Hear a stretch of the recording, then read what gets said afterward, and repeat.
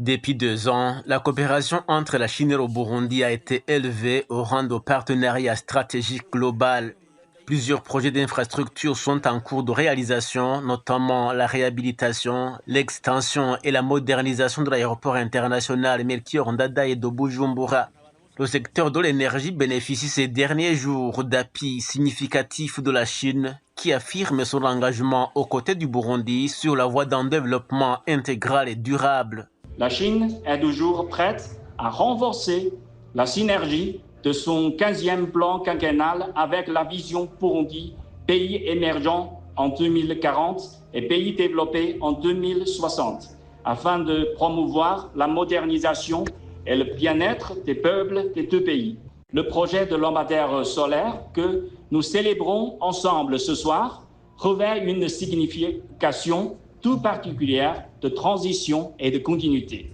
Le boulevard porte le nom de Mao Tse-tung, fondateur de la République populaire de Chine et une figure majeure du XXe siècle.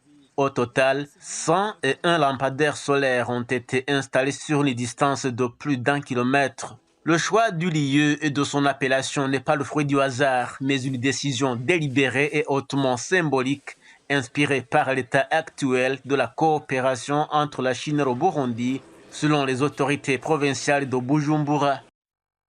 Ce projet, situé sur une artère portant le nom d'une grande figure de l'histoire chinoise, est riche de sens. Il illustre de manière concrète la vitalité de la coopération bilatérale entre nos deux pays. Une coopération sincère et tournée vers le bien-être des populations. Ces lumières sont le fruit d'une amitié solide. Prenons-en soin comme un bien précieux. Qu'elle soit non seulement un outil de progrès, mais aussi un symbole permanent du partenariat entre la Chine et le Burundi. L'éclairage de ce boulevard, longtemps laissé dans l'obscurité, contribue désormais à renforcer la sécurité et à stimuler le développement urbain.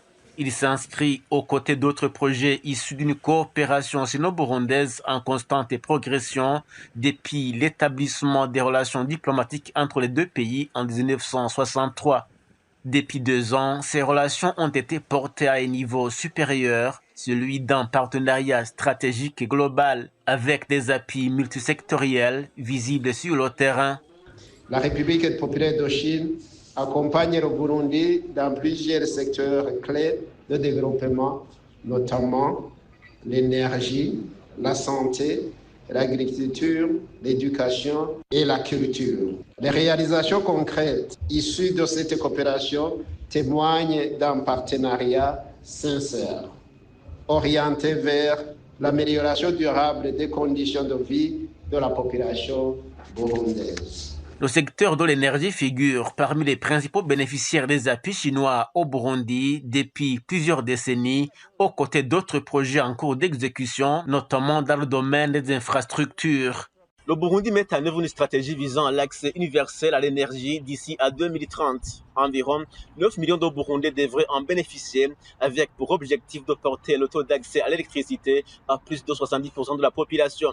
Le coût de ce programme est estimé à 3,5 milliards de dollars sur les 5 prochaines années.